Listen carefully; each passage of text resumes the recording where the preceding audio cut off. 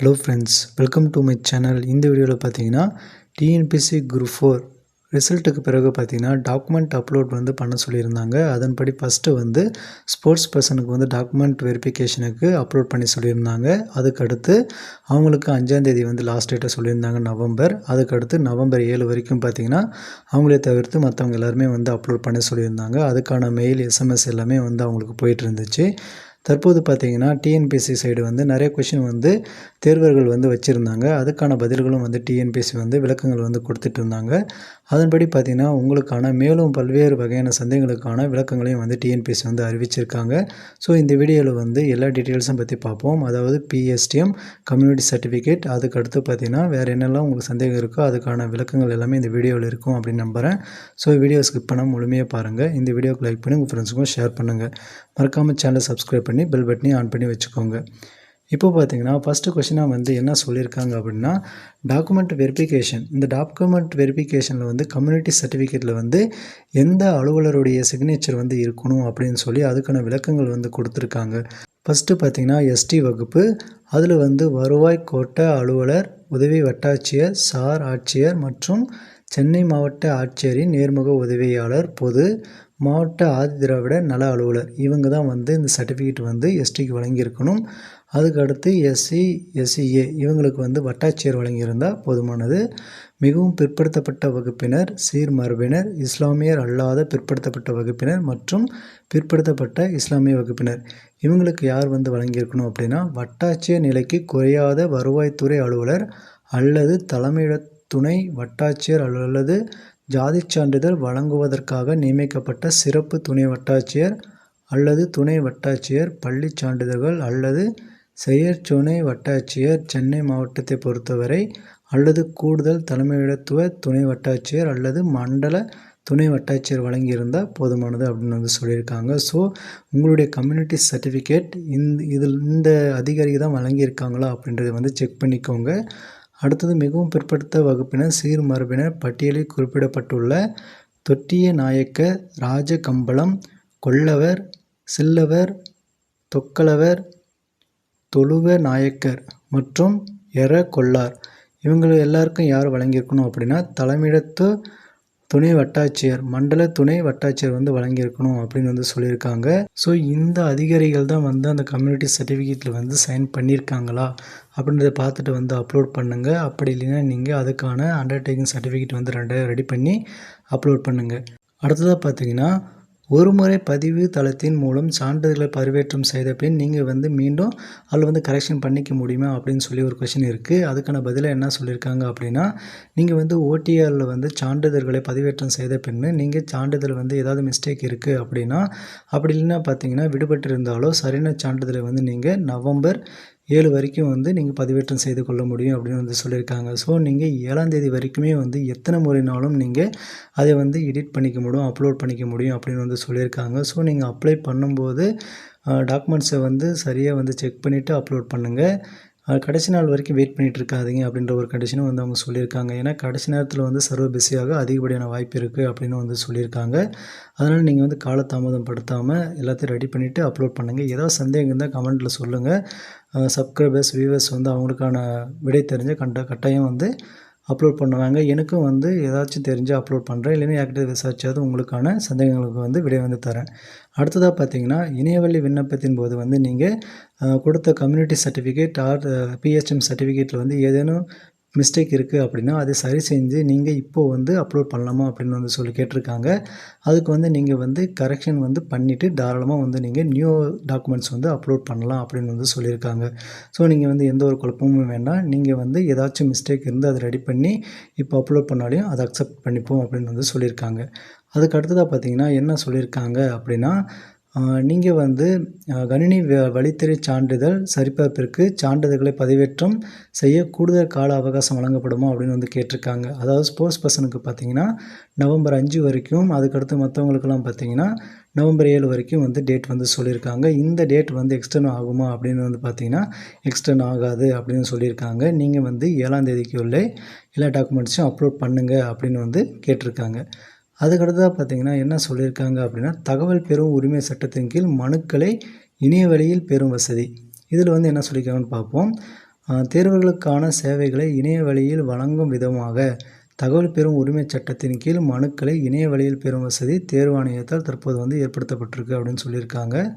அடுத்து தேர்வர்கள் தகவல் பெறும் உரிமைச் சட்டத்தின் கீழ் மனுக்கள் மற்றும் முழு மேல்முறையீட்டு மனுக்களை இணைய வழியில் பார்த்தீங்கன்னா நீங்கள் இந்த வெப்சைட்டில் வந்து அப்லோட் பண்ணலாம் அப்படின்னு வந்து சொல்லியிருக்காங்க. இதுக்கான டீட்டெயில்ஸ் வந்து நான் டிஸ்கிரிப்ஷனில் தரேன். நீங்கள் வந்து அதை கிளிக் பண்ணி செக் பண்ணி பாருங்கள்.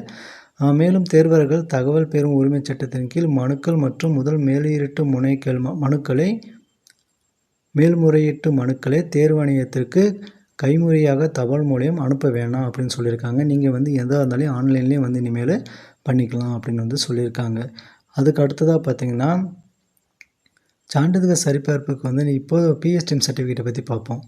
இணைய வழியில் பெறப்படாத தமிழ் வழி கல்வி பயின்றோர் சான்றிதழ் வழங்கிய அலுவலரின் அலைபேசி எண் கட்டாயம் குறிப்பிட வேண்டுமா அப்படின்னு ஒரு கொஷின் வந்து கேட்டிருக்கு. அதுக்கு என்ன சொல்லியிருக்காங்க அப்படின்னா அவங்களுடைய அலைபேசி எண் வந்து கட்டாயம் குறிப்பிட வேண்டிய அவசியம் கிடையாது அப்படின்னு சொல்லியிருக்காங்க. ஸோ அவங்களுடைய மொபைல் நம்பர் வந்து ஹெச்எம்முடைய மொபைல் நம்பர் இல்லை அப்படின்னாலையும் எந்த ஒரு பிரச்சனையும் கிடையாது அப்படின்னு சொல்லியிருக்காங்க. அடுத்ததாக பார்த்தீங்கன்னா சான்றிதழ் சரிபார்ப்புக்கு இணைய வழியில் பெறப்பட்ட சான்றிதழில் வந்து தேர்வர்கள் வந்து சிக்னேச்சர் நாட் வெரிஃபைடு என உள்ள இணைய வழியில் பெறப்பட்ட வகுப்புச் சான்றிதழ் தமிழ் வழி கல்வி பயின்றோர் சான்றிதழை பதிவேற்றம் செய்யலாமா?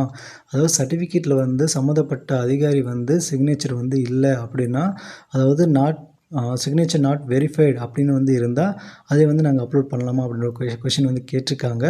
கட்டாயம் வந்து வெரிஃபை ஆகிருக்கணும் அப்படின்னு சொல்லியிருக்காங்க. நாட் வெரிஃபைடு அப்படின்னு தான் அந்த டாக்குமெண்ட்ஸ் வந்து அக்செப்ட் பண்ணிக்க மாட்டோம் அப்படின்னு வந்து கிளியராகவே மென்ஷன் பண்ணியிருக்காங்க. ஸோ உங்களுடைய டாக்குமெண்ட் வந்து வெரிஃபைடா அப்படின்றத பார்த்துட்டு அப்ளை பண்ணுங்கள். தேர்வர்கள் முறையான மின் கையொப்பமிட்ட டிஜிட்டல் சிக்னேச்சர் இணைய வழியில் பெறப்பட்ட வகுப்புச் சான்றிதழ் தமிழ் வழி பயின்றோர் சான்றிதழை பதிவேற்றம் செய்ய வேண்டும் அப்படின்னு சொல்லியிருக்காங்க. அதில் வந்து அதிகாரியுடைய சிக்னேச்சர் வெரிஃபை ஆகிருக்கணும் அப்படின்றது வந்து தெளிவாக வந்து மென்ஷன் பண்ணியிருக்காங்க. ஸோ இல்லைன்னா வந்து உடனே வந்து ரெடி பண்ணி அப்லோட் பண்ண பாருங்கள். அடுத்ததாக பார்த்தீங்கன்னா தமிழ் வழி கல்வி பயின்றோர் சான்றிதழுக்கான கொஷின் வந்து இருக்குது. அதன்படி என்ன சொல்லியிருக்காங்க அப்படின்னா நீங்கள் வந்து படிக்கும் பொழுது வந்து அந்த பள்ளியுடைய பெயர் வந்து நடுநிலையாக வந்து இருக்கும். இப்போது வந்து அது உயர்நிலையாக வந்து தரம் வந்து உயர்த்திருப்பாங்க. ஸோ அப்படி இருக்கும் பொழுது உயர்நிலையோ அல்லது மேல்நிலையோ இருக்கும் பொழுது நீங்கள் வந்து அதுக்கு என்ன பண்ணணும் அப்படின்னு அதுக்கான கொஷினுக்கு வந்து சொல்யூஷன் வந்து கொடுத்துருக்காங்க பாருங்கள். நீங்கள் வந்து சம்மந்தப்பட்ட பள்ளியில் வந்து தலைமை ஆசிரியரிடமிருந்து கடிதமோ சான்றிதழோ வாங்கி பிஎஸ்டிஎம் சர்டிஃபிகேட்டோடு வந்து நீங்கள் அப்லோட் பண்ணணும் அப்படின்னு வந்து சொல்லியிருக்காங்க.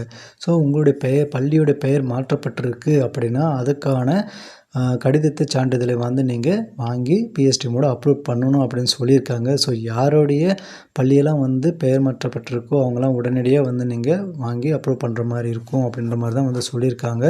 ஏதோ சந்தேகம் இருந்தால் கமெண்ட் பண்ணுங்கள், பார்ப்போம். அடுத்த கொஷினாக பார்த்தீங்கன்னா பிஎஸ்டிஎம் சர்டிஃபிகேட் பற்றி தான்.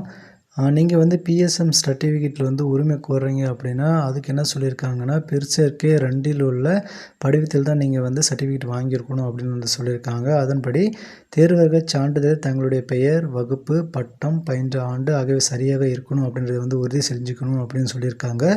மேலும் சான்றிதழை வந்து அறிவிக்கையில் குறிப்பிட்ட உள்ளவாறு உரிய அலுவலரிடமிருந்து மட்டுமே நீங்கள் வாங்கியிருக்கணும் அப்படின்னு சொல்லியிருக்காங்க. மேலும் இணைய வழியில் பெறப்படாத சான்றிதழில் கல்வி நிறுவனத்தின் அலுவலக முத்திரை மற்றும் நாள் இருப்பதை வந்து உறுதி செஞ்சுக்கணும் அப்படின்னு சொல்லியிருக்காங்க. ஆல்ரெடி இன்னொன்று என்ன பார்த்தோம் அப்படின்னா வந்து அதில் மொபைல் நம்பர் இருக்கணுமா அப்படின்னு கேட்டிருந்தாங்க. அது வந்து மொபைல் நம்பர்லாம் அவசியம் இல்லை அப்படின்னு சொல்லி இப்போ என்ன சொல்லியிருக்காங்கன்னா முத்திரையும் நாளும் சைனும் வந்து கரெக்டாக இருக்கணும் அப்படின்னு வந்து சொல்லியிருக்காங்க ஆன்லைனில் வாங்காத அப்ளிகேஷனுக்கு. அதுக்கு அடுத்ததாக பார்த்தீங்கன்னா என்ன கேட்டிருக்காங்க அப்படின்னா தேர்வர்கள் அவர்களுக்கு குறித்த சந்தேகங்கள் மற்றும் கோரிக்கைகளை வந்து மின்னஞ்சல் மூலம் அனுப்பும் வசதியை வந்து ஏற்படுத்தி கொடுத்துருக்காங்க. அதுக்கு என்ன பண்ணியிருக்காங்க அப்படின்னா helpdesk.tnpcexam.in என்ற வெப்சைட்டில் வந்து நீங்கள் உங்களுடைய சந்தேகத்தை வந்து அப்லோட் பண்ணிக்கலாம் அப்படின்னு வந்து சொல்லியிருக்காங்க. மற்றும் கோரிக்கைகளை பார்த்தீங்கன்னா அதுக்கான வெப்சைட்டும் வந்து கொடுத்துருக்காங்க. ஸோ மின்னஞ்சல் முகவரி இருக்குது. ஸோ இது எல்லாமே டிஸ்கிரிப்ஷனில் நான் வந்து லிங்க் தரேன். நீங்கள் அதை கிளிக் பண்ணி உங்களுடைய சந்தேகங்களையும் கோரிக்கைகளும் வைக்கலாம் அப்படின்னு வந்து சொல்லியிருக்காங்க. அதுக்கு அடுத்ததாக பார்த்தீங்கன்னா சான்றிதழ் சரிபார்ப்புக்கு தான் வந்து சொல்லியிருக்காங்க. அதன்படி தேர்வர்கள் ஒருமுறை பதிவு தளத்தில் சான்றிதழ்களை பதிவேற்றம் செய்த பின் ஒப்புகை சீட்டில் கையொப்பமிட்டு பதிவேற்றம் செய்ய வேண்டுமா அப்படின்னு வந்து கேட்டிருக்காங்க.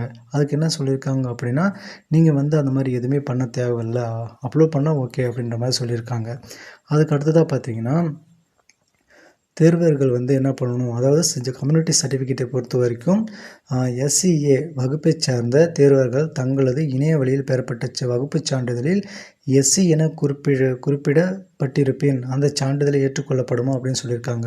அதாவது இப்போ எஸ்சிஏக்கு வந்து பார்த்திங்கன்னா 3% வந்து இடஒதுக்கீடு இருக்குது. அவங்க வந்து கம்யூனிட்டி சர்டிஃபிகேட்டில் எஸ்சின்னு மட்டும் இருந்தால் அது அக்செப்ட் ஆகுமா அப்படின்ற ஒரு கொஷினை தான் வந்து கேட்டிருக்காங்க. அதுக்கு என்ன வந்து சொல்லியிருக்காங்க அப்படின்னா, நீங்கள் வந்து அவ்வாறு குறிப்பிடப்பட்டிருக்குன்னு வந்து அந்த சான்றிதழ் வந்து ஏற்றுக்கொள்ளப்படும் அப்படின்னு தான் வந்து சொல்லியிருக்காங்க. ஸோ அது எந்த பிரச்சனையும் அப்படி இல்லை அப்படின்ற மாதிரி தான் வந்து சொல்லியிருக்காங்க. அதுக்கு அடுத்த கொஷினாக என்ன இருக்குது அப்படின்னு பார்த்தீங்கன்னா, இப்போ கம்யூனிட்டி சர்டிஃபிகேட்டில் வந்து தாயார் பேரையே குறிப்பிட்டு பெறப்பட்ட வகுப்பு சான்றிதழ் வந்து ஏற்றுக்கொள்ளப்படுமா அப்படின்னு ஒரு கொஷின் வைக்கப்பட்டிருக்கு. அதுக்கு என்ன சொல்லியிருக்காங்க அப்படின்னா, நீங்கள் வந்து சம்மந்தப்பட்ட கம்யூனிட்டி ஃபார்மில் வந்து வாங்கியிருக்கீங்க அப்படின்னா அது செல்லுபடியாகும். அதாவது சரியான ஆர்டர் படி நீங்கள் வந்து பெறப்பட்டிருந்தால் அந்த கம்யூனிட்டின் சர்டிஃபிகேட் வந்து அக்செப்ட் ஆகும் அப்படின்னு சொல்லியிருக்காங்க. ஸோ தாயின் பேரை வச்சு வாங்கியிருந்தாலும் சரி, தந்தை பேர் வச்சு வாங்கியிருந்தாலும் சரி, அது வந்து ஏற்றுக்கொள்ளப்படும் அப்படின்னு வந்து சொல்லியிருக்காங்க. ஆனால் சரியான ப்ரொசீஜர் படி இருக்கணும். அடுத்து மாற்றுத்திறனாளி சான்றிதழை பொறுத்த வரைக்கும் பார்த்திங்கன்னா, பழைய படிவத்தில் வாங்கியிருந்தால் அது ஏற்றுக்கொள்ளப்படுமா அப்படின்னு வந்து கேட்டிருக்காங்க. அதுக்கு வந்து என்ன சொல்லியிருக்காங்கன்னா, அது வந்து ஏற்றுக்கொள்ளப்படாது. நியூ நோட்டிஃபிகேஷன் படி நியூ ஃபார்மேட் வந்து எப்படி சொல்லியிருக்காங்களோ அந்த ஃபார்மேட்டில் தான் வந்து நீங்கள் மாற்றுத்திறனாளி சர்டிஃபிகேட் வந்து வச்சுருக்கணும் அப்படின்னு வந்து சொல்லியிருக்காங்க. ஸோ அந்த ஃபார்மேட்டில் இருக்குது அப்படின்னா தான் அது செல்லுபடியாகும். நீங்கள் வந்து அந்த ஃபார்மேட்டில் வந்து நீங்கள் வாங்கியிருக்க சர்டிஃபிகேட் வந்து இருக்கா அப்படின்றத வந்து செக் பண்ணி பார்த்துட்டு அப்லோட் பண்ணுங்கள். அப்படி இல்லைனா உடனடியாக அதை வாங்கி அப்லோட் பண்ண பாருங்கள். மேலும் டிஎன்பிஎஸ்சி சைடுலேருந்து ஏதாவது நியூ அப்டேட் வந்துச்சா டிஎன்பிஎஸ்சி குரூப் 4 2025க்கானது உடனே நம்ம சேனலில் வந்து அப்லோட் பண்ணுறேன். மறக்காமல் நம்ம சேனலை சப்ஸ்கிரைப் பண்ணி பெல் பட்டனையும் ஆன் பண்ணி வச்சுக்கோங்க. இந்த வீடியோக்கு லைக் பண்ணி உங்கள் ஃப்ரெண்ட்ஸுக்கும் ஷேர் பண்ணுங்கள். ஏதேனும் சந்தேகங்கள் இருந்தால் கமெண்ட் பண்ணுங்கள். கமெண்ட்டில் வந்து கண்டிப்பாக வந்து உங்களுக்கான பதில் கிடைக்கும் அப்படின்னு நம்பலாம். ஸோ மறக்காமல் சப்ஸ்கிரைப் பண்ணி வச்சுக்கோங்க. தேங்க்யூ.